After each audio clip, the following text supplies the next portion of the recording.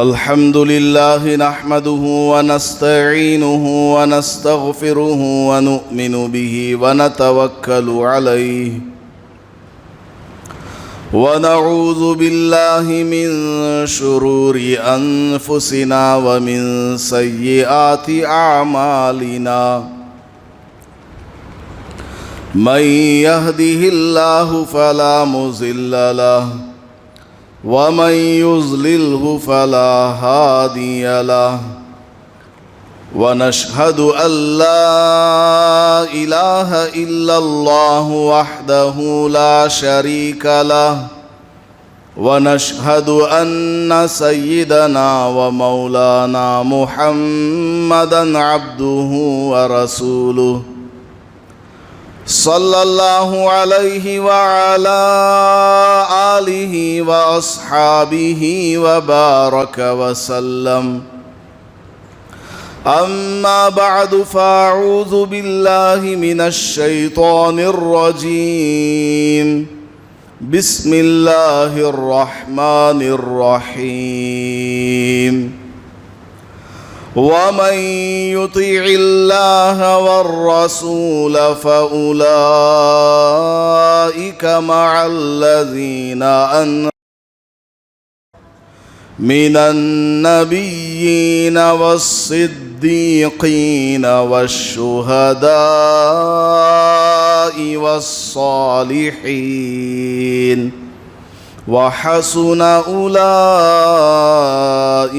رفيقا بارك الله لنا ولكم في القرآن المجيد والفرقان الحميد رب اشرح لي صدري ويسر لي أمري واحلل عقدة من لساني يفقه قولي معزز سامعین کرام، گزشتہ جمعہ یہ بات چل رہی تھی کہ نبی اکرم صلی اللہ علیہ وسلم کے ہمارے اوپر چند حقوق ہیں، جن میں سے میں نے دو چار اور ان کی تفصیل آپ کے سامنے بیان کی ہے۔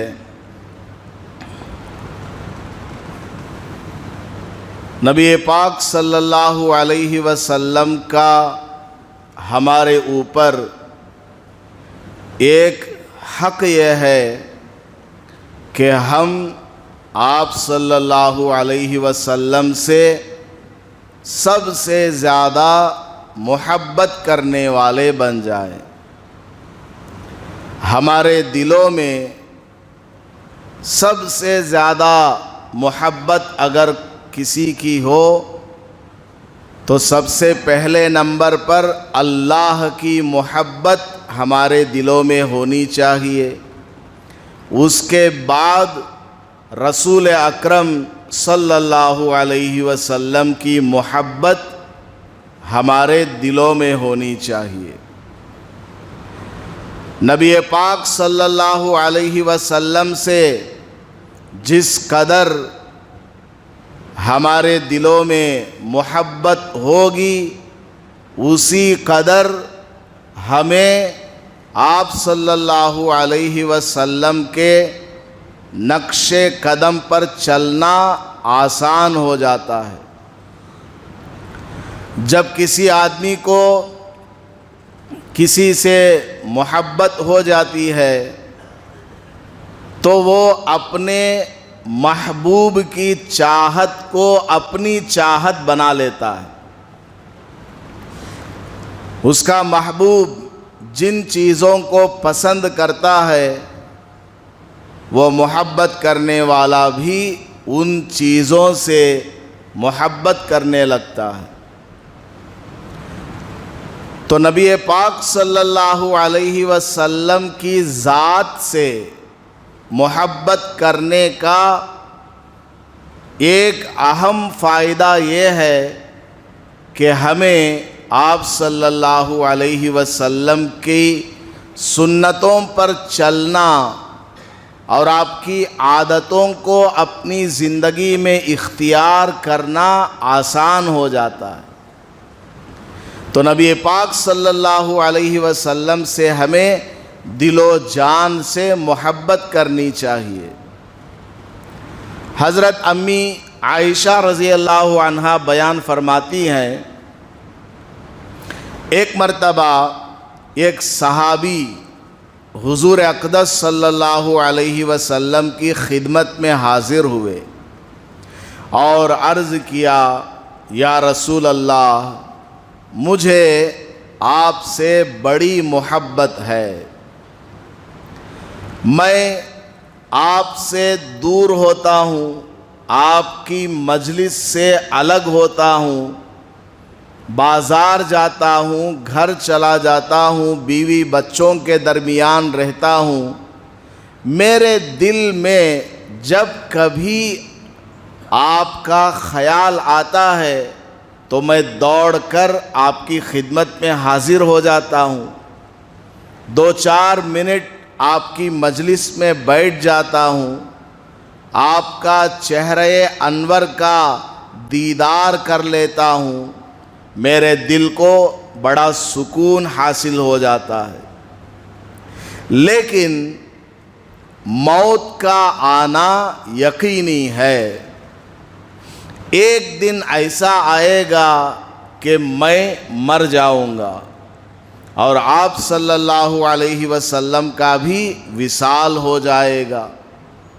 آپ کو تو اللہ پاک جنت کے اعلیٰ مقام میں پہنچائے گا، سب سے ٹاپ موسٹ جو جگہ ہوگی جنت میں، وہاں آپ کو جگہ دی جائے گی، اور میں تو ایک ادنا سا مسلمان ہوں اور آپ سے محبت کرنے والا ہوں، آپ کا میں صحابی ہوں، میرا درجہ تو آپ سے بہت ہی نیچے ہوگا۔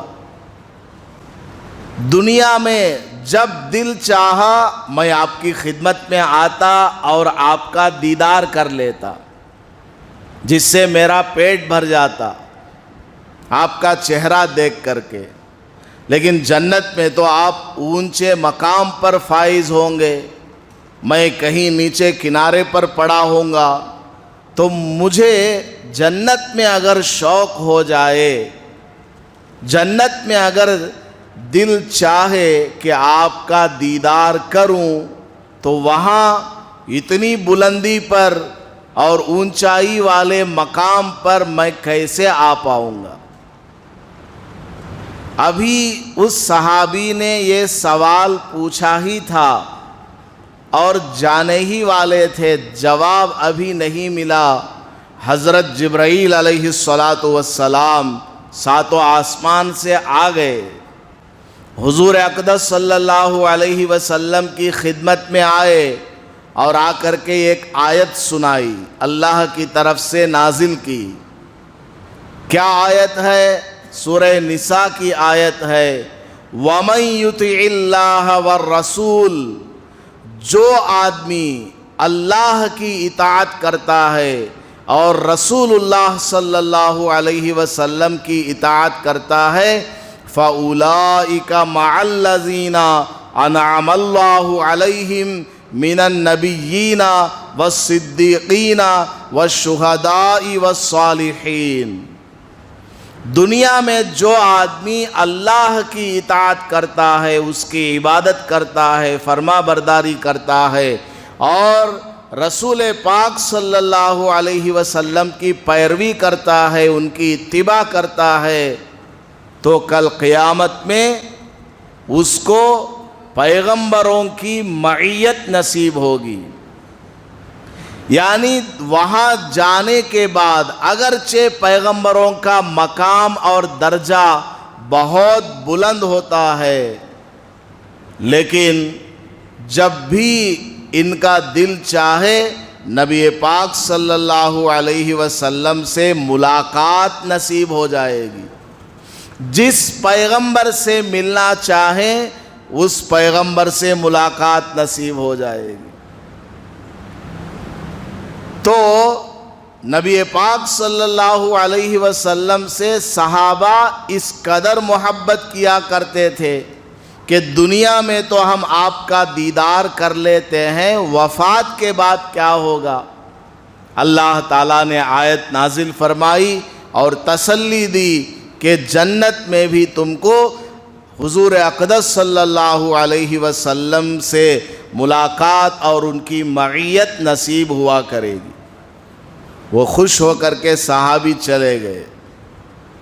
حضرت انس رضی اللہ تعالیٰ عنہ بیان فرماتے ہیں، ایک مرتبہ ایک دیہاتی آدمی آیا، کھیڑے والا، دیہاتی آدمی کا مطلب وہ آیا اور سیدھا حضور صلی اللہ علیہ وسلم کی مجلس میں حاضر ہوا اور سوال پوچھا کہ یا رسول اللہ، قیامت کب آئے گی بتاؤ، قیامت کب آنے والی ہے؟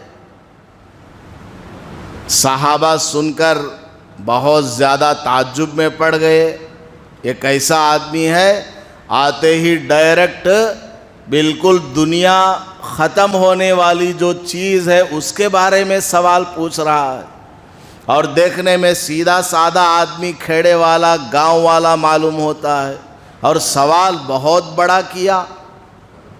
نبی پاک صلی اللہ علیہ وسلم نے اس آنے والے بڑے میاں سے کہا، ارے بھائی، قیامت کے لیے تیرے پاس کچھ توشہ ہے جو تم قیامت کا سوال کر رہے ہو؟ قیامت کا دن تو بڑا ہی ہولناک دن ہے، قیامت کے دن تو اچھوں کے پیر زمین پر نہیں ٹک پاتے، ساری دنیا کے لوگ وہاں لرزیں گے، کانپیں گے، تڑپیں گے، حیران پریشان ہوں گے، سوائے ان لوگوں کے جن کو اللہ تعالیٰ نے اپنے عرش کا سایہ عطا کیا ہوگا، ان کو کوئی گرمی نہیں لگے گی، کوئی پریشانی نہیں ہوگی، باقی ساری دنیا حیران پریشان ہوگی۔ ایسی چیز کا تم سوال کر رہے ہو، حساب و کتاب والے دن کا، ذرا بتاؤ تم نے اس دن کے لیے کیا تیاری کر رکھی ہے؟ تو وہ بڑے میاں بالکل سیدھے سادے لہجے میں جواب دینے لگے، حضرت میرے پاس کوئی خاص توشہ آخرت کا نہیں ہے، البتہ اتنی بات ضرور ہے کہ میرے دل میں اللہ کی محبت ہے اور آپ کی ذات سے محبت ہے، میرے دل میں اللہ کی محبت ہے، اللہ کے لیے کچھ بھی کرنے کے لیے تیار، اور آپ کی ذات سے مجھے محبت ہے، آپ کے لیے میں کچھ بھی کرنے کے لیے تیار ہوں۔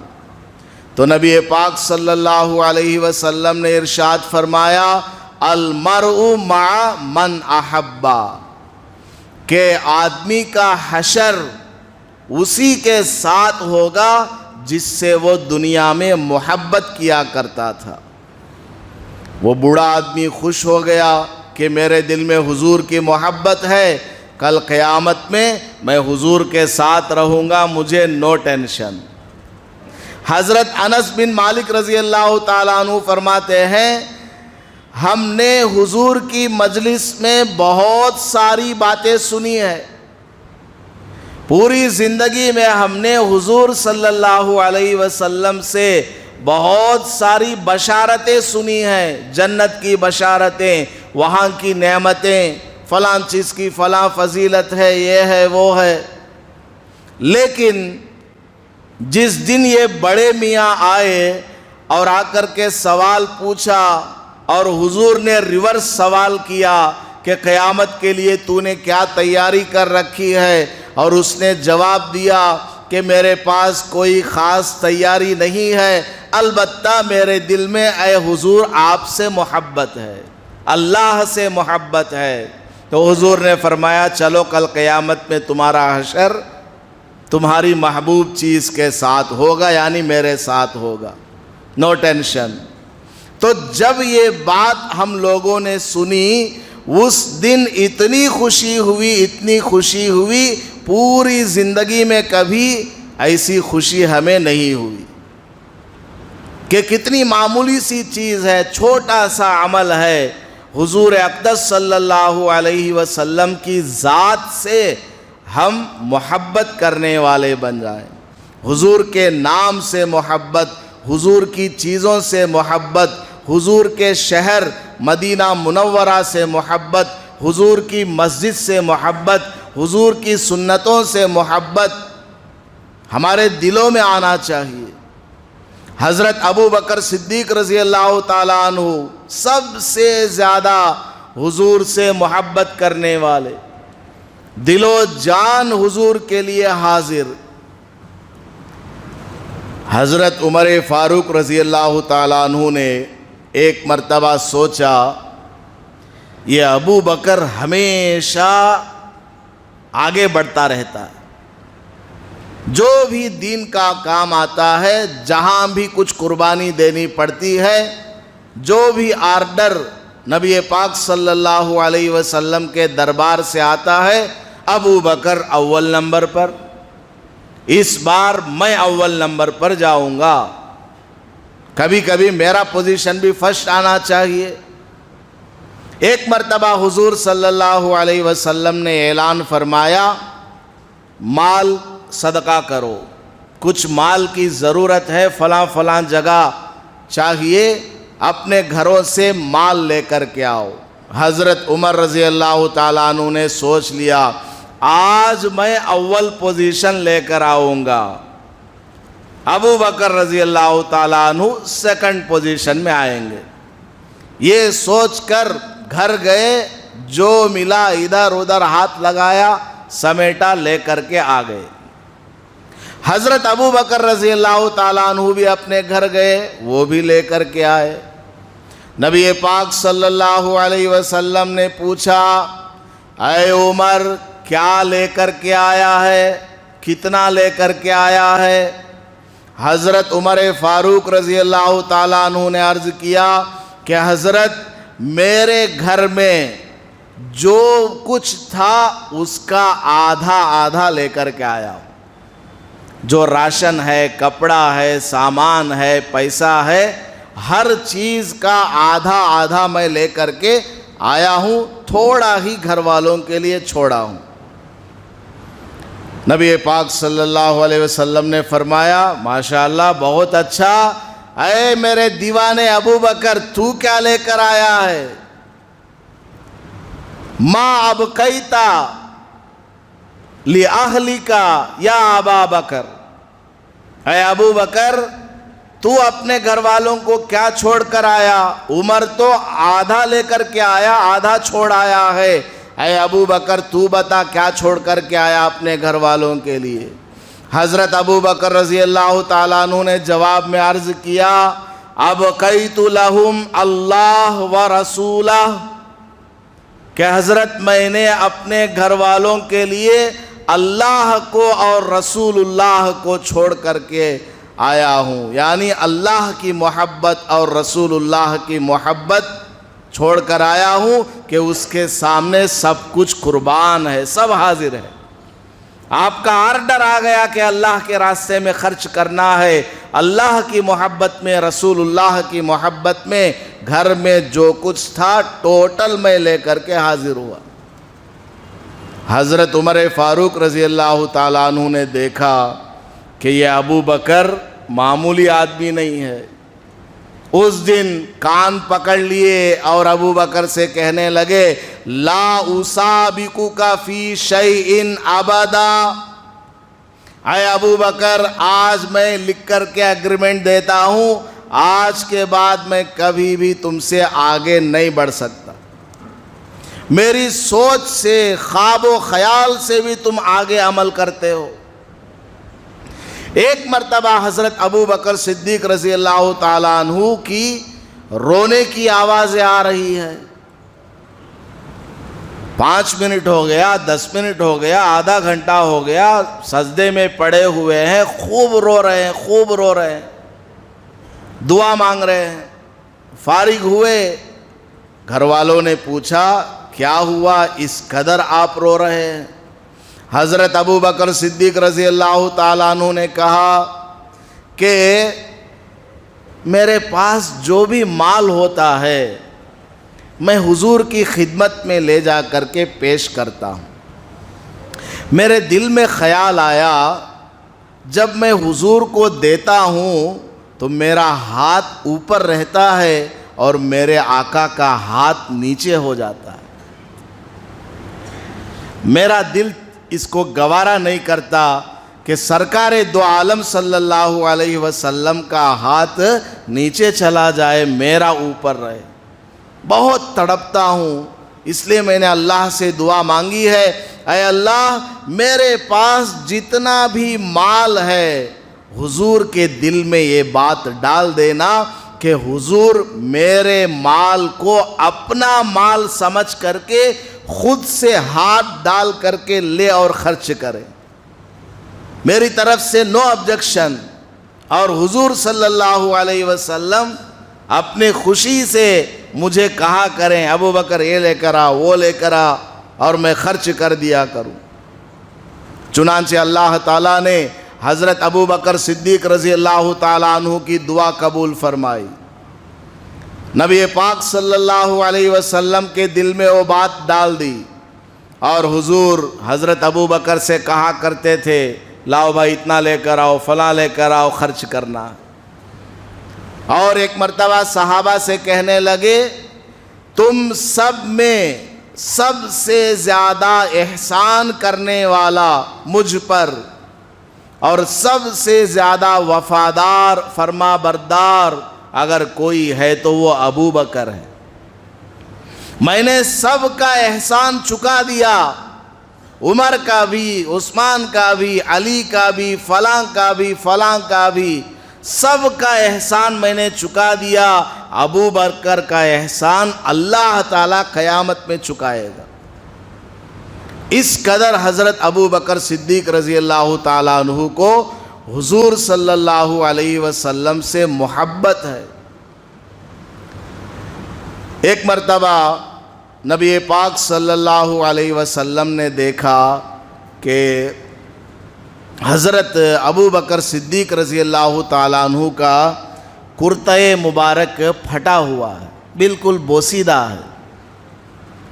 حضور نے ایک بھائی چارہ کے ناطے، ایک دوست ہونے کی وجہ سے پوچھ لیا اے ابو بکر تم کو میری وجہ سے بہت ساری مصیبتوں کو دیکھنا پڑتا ہے، تم کیسے کیسے لباس پہنا کرتے تھے، جو ملتا ہے لا کر میرے قدموں میں ڈال دیتے ہو، خرچ کر دیتے ہو، دیکھو تمہارا کپڑا بھی کس قدر پرانا ہے، پھٹا ہوا ہے۔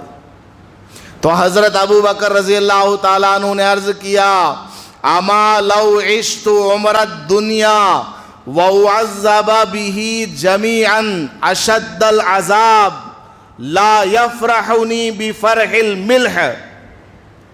حضرت اگر مجھے دنیا کی جتنی عمر ہے، پوری دنیا کی عمر کتنے ہزار سال ہوگی، حضرت اگر مجھے دنیا بھر کی عمر مل جائے اور آپ کی خاطر مجھے مصیبتوں میں ڈالا جائے، تکالیف دی جائے، مجھے مارا جائے، گالی دی جائے، میرا مال چھین لیا جائے، تو بھی مجھے ایک نمک کے برابر بھی فرق نہیں پڑے گا۔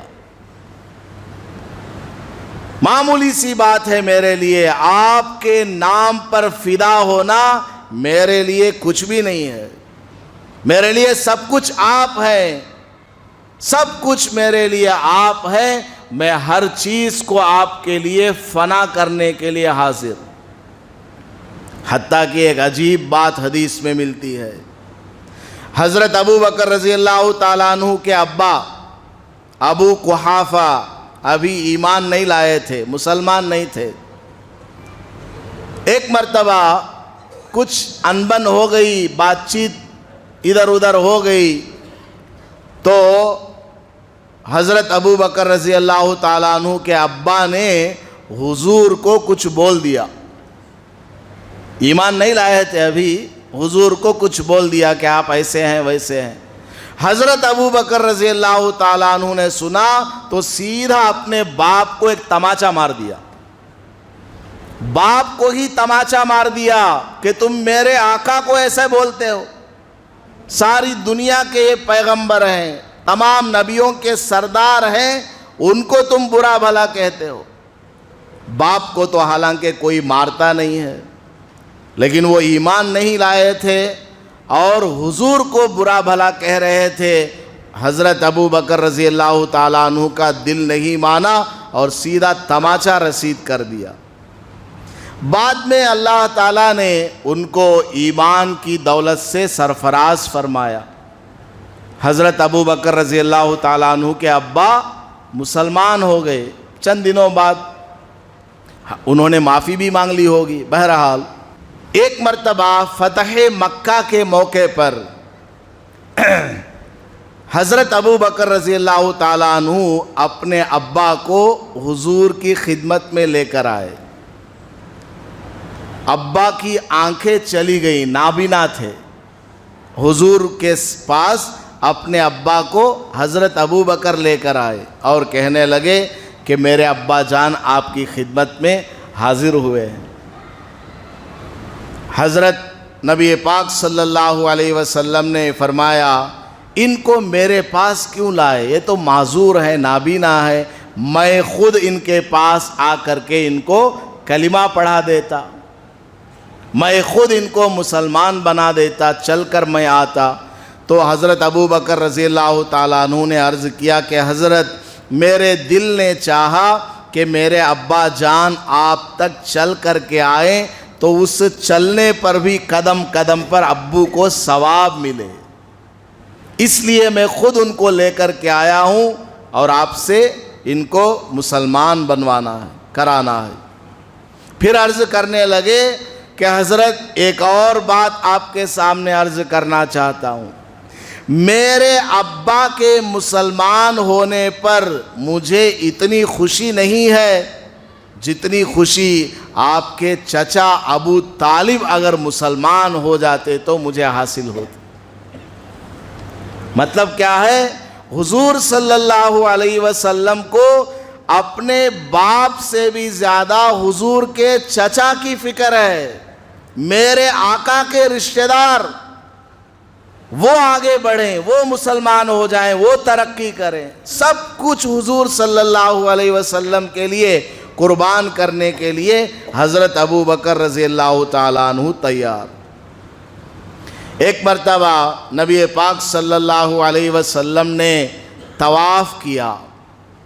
طواف کے دوران خانہ کعبہ کے ایک کونے پر حجر اسود لگا ہوا، جنت کا پتھر.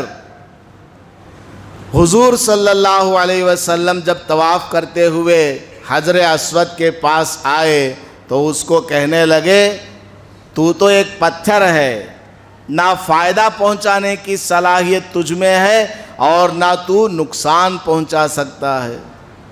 اللہ تعالیٰ کا حکم ہے اس لیے میں تجھے بوسہ دیتا ہوں. اللہ کے حکم کی وجہ سے تیری عظمت بڑھ گئی اس لیے میں تجھے بوسہ دیتا ہوں. یہ کہہ کر چلے گئے. پھر طواف آگے بڑھا. نبی پاک صلی اللہ علیہ وسلم کے بعد حضرت ابو بکر رضی اللہ تعالیٰ عنہ کا نمبر آیا. وہ طواف کرنے لگے تو وہ بھی حجر اسود سے کہنے لگے اے حجر اسود تو ایک پتھر ہے، اگر میرے آقا نے تجھے بوسہ نہ دیا ہوتا میں کبھی تجھے ہاتھ بھی نہ لگاتا. میرے آقا کے ہاتھ لگانے کی وجہ سے میں بھی تجھے ہاتھ لگاتا ہوں، بوسہ دیتا ہوں. حضرت عمر رضی اللہ تعالیٰ عنہ کا زمانہ آیا، انہوں نے بھی جب طواف کیا انہوں نے بھی یہی بات کہی.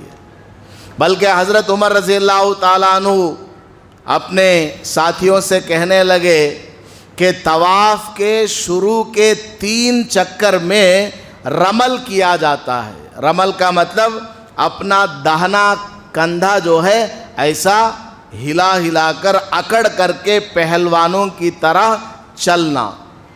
حضرت عمر رضی اللہ تعالیٰ عنہ کہنے لگے کہ رمل سے ہمیں کوئی لینا دینا نہیں ہے، کیونکہ رمل ہم نے فتح مکہ کے موقع پر اس لیے کیا تھا کہ مشرکین ہم کو دیکھ رہے تھے تو ہم اپنی طاقت دکھانے کے لیے ہاتھوں کو اس طرح موڑ کر کے ہلا رہے تھے اور اکڑ کر کے چل رہے تھے کہ آج آؤ روکو ہمیں عمرہ کرنے سے، حج کرنے سے۔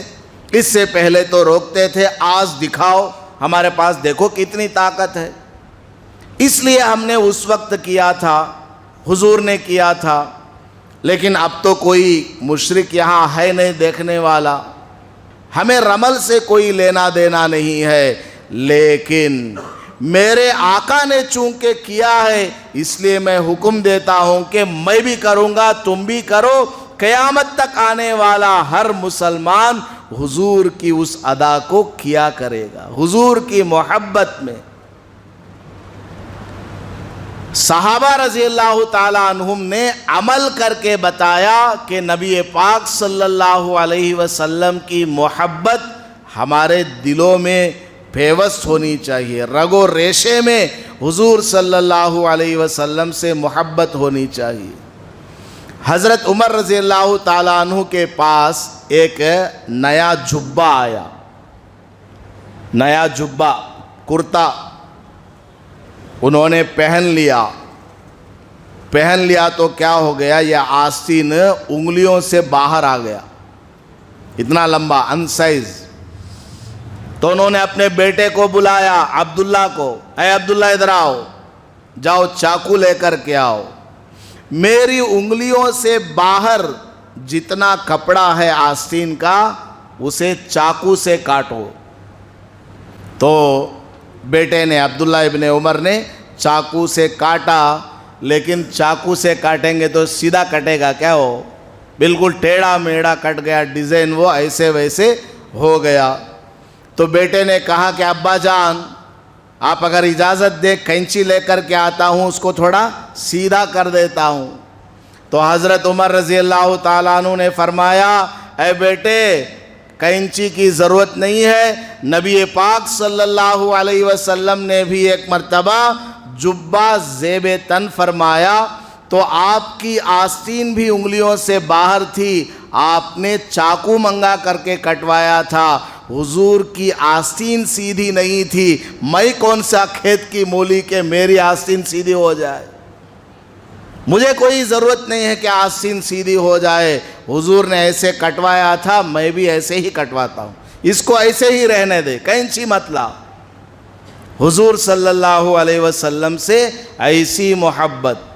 حضرت عبداللہ ابن عمر رضی اللہ عنہما فرماتے ہیں، میں برابر دیکھتا رہتا تھا کہ میرے ابو کی آستین سے دھاگے نکل کر کے گرا کرتے تھے، کپڑا دھونے میں دھاگے نکل جاتے تھے، پھر پہنا، بیان کر رہے ہیں، ہاتھ ایسے ویسے ہلا رہے ہیں، دھاگا نکل کر نیچے گر جاتا، لیکن میرے ابو نے وہ پورا جبہ پھٹنے تک بھی نہیں چھوڑا، ایسے ہی پہنا، اس کو سیدھا نہیں کیا۔ حضور صلی اللہ علیہ وسلم سے حضرت عمر فاروق رضی اللہ تعالیٰ عنہ کو ایسی محبت ہے، اتنی محبت تھی۔ حضور صلی اللہ علیہ وسلم کا جب وصال ہوا، لوگوں نے آ کر حضرت عمر رضی اللہ تعالیٰ عنہ کو بتایا کہ حضور صلی اللہ علیہ وسلم پردہ فرما گئے۔ حضرت عمر رضی اللہ تعالیٰ عنہ تیش میں آ گئے، کہنے لگے خبردار، کوئی اگر میرے آقا کے انتقال کے بارے میں مجھے بتائے گا اس کی گردن اتار کر کے رکھ دوں گا۔ یقین نہیں آیا حضرت عمر کو کہ حضور کا انتقال ہو گیا، بالکل یقین نہیں آیا، ہم زندہ اور حضور وفات پا گئے، ایسا ہو نہیں سکتا۔ اس قدر دیوانگی والی محبت۔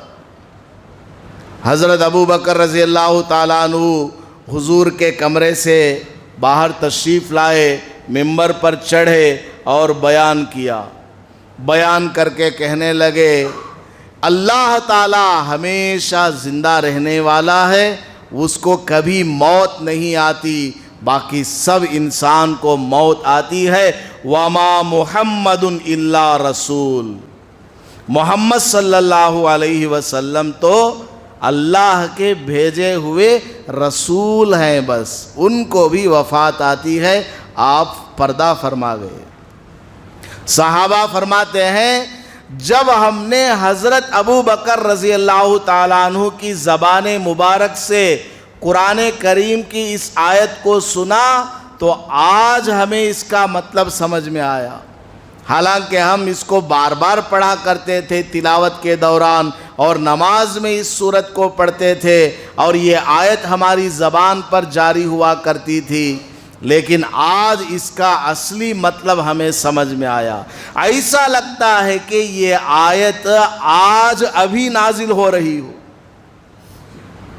تو صحابہ رضی اللہ تعالیٰ عنہم کے دلوں میں حضور اقدس صلی اللہ علیہ وسلم کی بڑی محبت. ایک آخری بات علماء نے لکھی ہے کہ اگر کسی کے جسم میں چونٹی لگ جائے, جیسے آدمی ایک جگہ بہت دیر تک بیٹھا رہے, آپ کار چلا رہے ہیں, ٹو ویلر چلا رہے ہیں, گھنٹہ ہو گیا, 2 گھنٹے ہو گئے, ایک جگہ بیٹھے بیٹھے آپ کا پیر سن ہو جاتا ہے, بلڈ کا سرکولیشن رک جاتا ہے, تو پھر اس کو کچھ بھی کرو کچھ نہیں ہوتا, محسوس نہیں ہوتا. حضرت عبداللہ ابن عمر رضی اللہ تعالیٰ عنہ کو بھی ایک بار ایسے ہو گیا. حضرت عمر کے بیٹے کو پیر سن ہو گیا, اور زیادہ سن ہو گیا. تو جو لوگ وہاں پر بیٹھے تھے انہوں نے حضرت سے کہا اذکر احبک, اذکر احب شیء عندک, اے عبداللہ تمہارے دل میں سب سے زیادہ پسندیدہ چیز کوئی ہے, اس کا ذکر کرو, تو یہ بلڈ سرکولیشن شروع ہو جائے گا. تو حضرت عبداللہ ابن عمر رضی اللہ تعالیٰ عنہ کہنے لگے محمد الرسول اللہ صلی اللہ علیہ وسلم میرے نزدیک سب سے زیادہ محبوب ہے.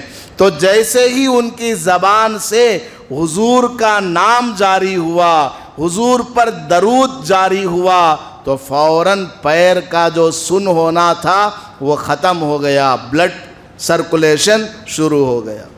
تو آپ کو بھی اگر کبھی بیٹھے بیٹھے آپ کا پیر سن ہو جائے تو آپ درود شریف پڑھیں, آپ تجربہ کر کے دیکھ لیں. کیونکہ اللہ پاک نے مسلمانوں کے دلوں میں پیدائشی طور پر نیچرلی مسلمانوں کے دل میں حضور کی محبت کو ڈالا ہوا ہے. حضور کی محبت دل میں ہے. جب حضور کا نام زبان پر آئے اس کا اثر دل پر پڑتا ہے اور دل دھڑکنے لگتا ہے, پمپ کرنے لگتا ہے اور خون جاری ہونے لگتا ہے. تو خیر نبی پاک صلی اللہ علیہ وسلم سے ہمیں سچی محبت ہونی چاہیے. زبانی دعوے کرنے سے کوئی فائدہ نہیں ہے, سچی محبت ہونی چاہیے. حضور جن سے محبت کیا کرتے تھے ان چیزوں سے محبت ہونی چاہیے. حضور کے صحابہ سے, حضور کی مسجد سے, حضور کی مسجد کے در و دیوار سے ہمیں محبت ہونی چاہیے, اور ان کی سنتوں سے ہمیں محبت ہونی چاہیے. اللہ پاک ہم سب کو سچا عاشق رسول صلی اللہ علیہ وسلم بننے کی توفیق عطا فرمائے. آمین. وآخر دعوانا ان الحمد للہ رب العالمین.